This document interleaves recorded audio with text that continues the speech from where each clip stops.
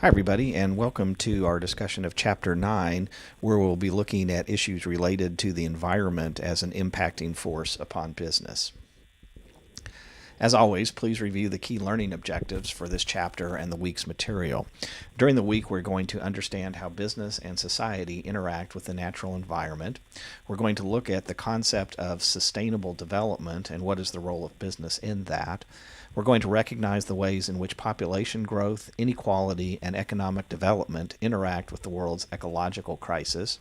We're going to be examining common environmental issues that are shared by all nations and businesses.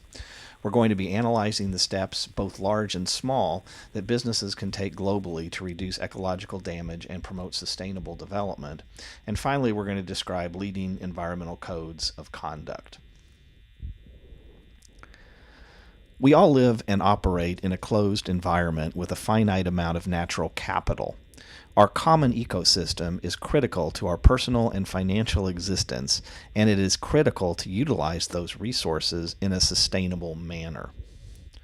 Sustainable development is defined as that development that meets our current needs while preserving resources for the future. While we will not get into lengthy or major debates on climate change in this class, basic common sense will tell you that we leave a carbon footprint wherever we go, and finding ways to minimize that footprint and maximize our limited resources should be key considerations in our policies and activities. There are a number of impacts and forces of change on our ecosystem that can impact both society and business. As noted, three critical factors have combined to accelerate the ecological crisis facing the world community and to make sustainable development more difficult. Those include population growth, world income inequality, and rapid industrialization of many developing nations. With regard to population growth, it's a simple fact that there are more of us today using more resources than there were before.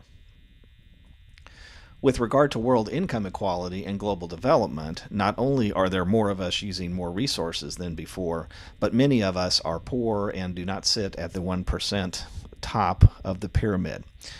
When one is struggling to survive and living in poverty, things like resource conservation become secondary to one's existence. As more countries have become industrialized, we have come to see that we are using more resources, putting a greater strain on our Earth's carrying capacity. Unless we begin to limit those resources or begin using more renewables, the carrying capacity will eventually peter out at some point in time. In another activity this week, we will analyze our individual carbon footprints and see how much impact we are individually having on the Earth. You might be surprised by the results of that activity. Sustainable development involves balancing limited resources with technological innovation and changing consumption pattern. The issue exists of whether prices of products truly reflect not only the economic price, but the social price as well. You might remember our conversation that we had earlier on the issue of externalities, those unintended costs that are passed along to society as the result of economic activity.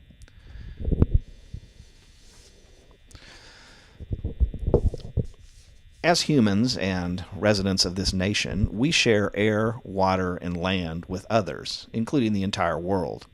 What do we do when others maximize their use of the global commons to our detriment? Slides 13 through 17 discuss significant changes to our ecosystem. Many times we are blind to the long-term impact of these factors until it is too late. Both business and people need to take longer-term and bigger picture views of these issues.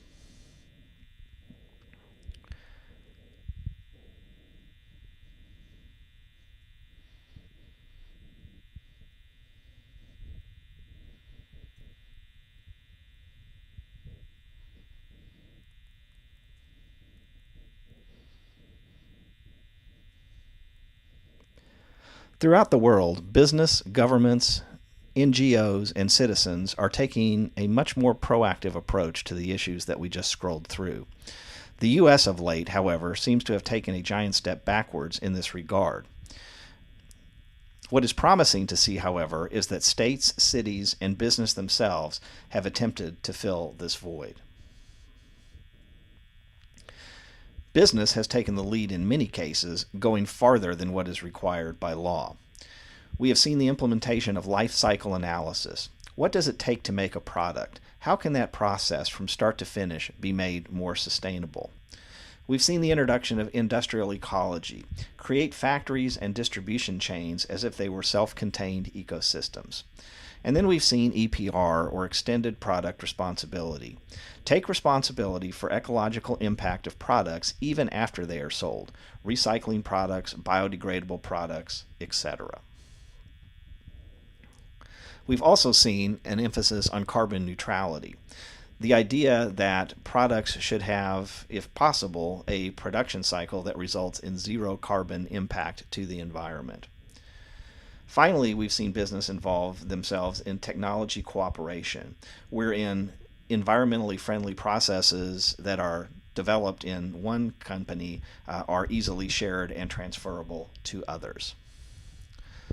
We've also seen business get involved, even if countries don't, in codes of environmental conduct. The utilization of such codes and treaties and the like with a common purpose of reducing the environmental impact of business practices can have significant impacts upon our environment. Well, that's a brief discussion of some of the major issues that impact our environment.